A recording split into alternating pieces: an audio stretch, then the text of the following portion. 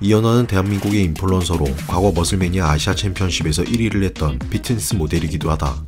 그래서 머슬퀸이란 수식어가 있고 그에 걸맞게 174cm라는 큰 키에 들어갈 때 들어가고 나올 때 나온 압도적인 몸매를 가지고 있는데, 몸매도 몸매지만 그런 몸매가 묻힐 만큼 미모까지 갖춰 한때 한국의 안젤라 베이비라는 말까지 나오며 주목받았다. 원래 그녀의 본업은 패션 크리에이티브 디렉터로 패션 광고나 기업들의 브랜드 컨셉을 기획하는, 즉 쉽게 말해 디자이너인데, 이연아의 아버지는 분당에서 추모공원을 운영하신다고 하며 현재는 그녀가 이곳의 디자인이나 컨셉을 전반적으로 기획하고 있다. 또한 서울에서 제일 가까운 재단법인 추모공원이라 그런지 많은 영화나 드라마들의 촬영이 이루어진 곳이라고 한다. 이연아는 서울 출신으로 나이는 91년생이며 경희대에서 산업디자인을 전공했는데 4년 내내 연속으로 단과대학 수석을 차지했다고 한다. 그만큼 머리도 좋은 진정한 엄친딸이었고 대학을 졸업하고 바로 크리에이티브 디렉터가 됐는데, 국내 여러 대기업들과 프로젝트를 진행하며 하루 24시간이 모자랄 정도로 일에만 집중했다고 한다. 어린 나이에 대기업에서 러브콜을 받다 보니 그만큼 당시 실무자들과 나이 차이가 많이 났었고, 이런 환경은 당시 그녀에게 더욱 잘하고 싶은 욕심을 내게 했다. 그래서 함께 일하는 실무진들이 쉬는 동안에도 그녀는 공부까지 하며 작업을 했다고 한다. 하지만 시간은 누구에게나 똑같이 주어졌고 이연아는 남들보다 더 욕심을 낸 만큼 잠을 줄여야만 했다. 그렇게 하루 2시간씩 자거나 이틀에 한 번씩 자는 생활을 반복했다고 하며, 결국 이런 노력 덕분에 그녀는 프로젝트당 최대 8천까지 받았을 정도로 유망한 크리에이티브 디렉터로 성장했고, 광고계의 올림픽이라 불리는 칸 국제광고제에서 수상까지 했다. 하지만 이연아의 삶이 결코 순탄한 건 아니었다. 잘 나가던 그녀에게 갑자기 심각한 불행이 찾아오는데, 어느 날 갑자기 한쪽 귀가 안 들리기 시작했고, 그래서 병원에 가 치료를 받았으나 한쪽 귀의 청력은 30%만 돌아왔다고 한다. 죽었다가 살아온 세포라 정상적으로 100% 기능을 못하게 된 거였다. 이후부터 이연아는 이상한 소리가 들리게 되는데, 머릿속에 마치 매미나 모기 소리가 나거나 자신의 목소리가 크게 들렸다고 한다. 알고 보니 돌발성 난청으로 오른쪽 청력의 70%를 상실한 거였고, 여기에 더해 이간개방증이라는 희귀 난치병까지 더해진 거였다. 무리하게 잠을 줄여가며 일에 몰두한 게 난청의 원인이었고, 그보다 더 중요한 건 이간개방증이었는데, 평소 닫혀있던 이간이 지속해서 열리는 병이라 하며 증상은 보통 자신의 목소리가 크게 들리고, 심하면 숨소리나 말소리, 삼키는 소리들이 머리 위에 양동이를 뒤집어 쓴 듯한 효과와 함께 들리는 증상이라고 한다. 희귀병인데다 치료가 어려운 난치병이었고 1년 동안 해외까지 돌아다니며 치료를 위해 노력했지만 큰 성과는 없었다. 먹는 약은 물론이며 귀에도 수시로 물약을 넣어줘야 했고 6개월에 한 번씩 수술까지 했다고 한다. 현재는 듣는데 큰 어려움이 없는 정도지만 아직까지 몸에서 나는 아주 작은 소리까지 들린다고 한다. 당시 치료를 체험한 이연아는 약물 치료를 하면서 집에만 누워만 있으며 힘든 시기를 보냈다고 한다. 사람을 만나 얘기를 하면 자신의 병에 대해 실감이 났고, 그러다 보니 자연스레 사람을 안 만났다고 하는데, 무엇보다 예전처럼 재기할 수 없다는 생각이 그녀를 잠식했다. 그렇게 6개월 동안 집에서 나가지 않았다고 하며 자신은 그저 열심히 했을 뿐인데 이런 결과에 원망했다고 한다. 결국 신체적 병은 우울증까지 생기게 했고 극심한 스트레스로 식습관을 통제할 수 없는 지경까지 됐는데, 그 결과 몸무게가 15kg나 쪘다고 한다.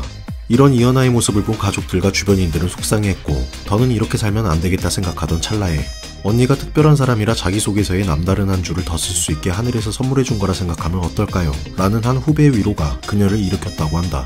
그렇게 살도 뺄 겸 시작한 게 바로 운동이었고, 때마침 피트니스 대회가 있다는 소식에 그녀는 새로운 목표가 생기게 된다. 대회라는 목표가 생기자 이연아는 하루 3시간 근력운동도 모자라 유산소, 필라테스, 워킹, 포즈 등 아침부터 저녁까지 운동만 했다고 한다. 난청우울증으로 호흡이 힘들어 강도 높은 운동은 못했지만 하루하루 건강해지는 게 느껴졌고, 스튜디오를 열고 일을 다시 시작할 정도로 사고도 긍정적으로 바뀌었다고 한다. 그렇게 2017년 머슬매니아 챔피언십에 나갔고 패션 모델 부문에서 당당히 1위를 차지하게 된다. 머슬매니아 대회는 무조건 우락부락한 근육이 아닌 종목별로 심사 기준이 다른데, 이연아는 선수급의 근육량은 아니었지만 서구적인 체형과 밸런스 있는 근육으로 적어도 모델 부문에서는 압도적인 1등이었다. 거기에 얼굴까지 이뻐서 그런지 이연아는 머슬퀸이라는 수식어와 함께 매체의 주목을 받기 시작한다. 국내는 물론 해외에서도 광고 모델 제의가 들어왔고 피트니스와 관련된 행사 출연과 강연 요청이 줄을 이었는데, 일본과 미국 방송에까지 소개되며 중국에서 팬미팅을 가질 정도로 많은 관심을 받았다. 이연아는 2017년 TVN 예능 뇌섹시대 문제적 남자에 출연해 화제를 모았었다. 뇌섹시대는 두뇌 예능으로 게스트들이 퀴즈나 퍼즐 같은 다양한 문제를 풀며 대결하는 방송인데, 뇌섹남이라는 유행어를 만든 프로이기도 하다. 당시 이연아는 머슬매니아에서 우승을 해 머슬퀸이라는 수식어와 함께 게스트로 나왔지만 그녀의 과거 이력들을 보면 뇌섹녀라는 수식어도 맞는 말이었다. 하지만 뜻밖에도 방송이 나가자 부담스럽다, 거북하다, 전형적인 강남미인, 인조인간, 이외에도 악의적인 비난들이 이어졌고 특히 그녀의 낮고 어눌한 목소리에 하리수인 줄 알았다며 트랜스젠더라는 댓글도 있었는데 이연아는 원래 애교 많은 목소리에 톤 자체가 높았었다고 한다.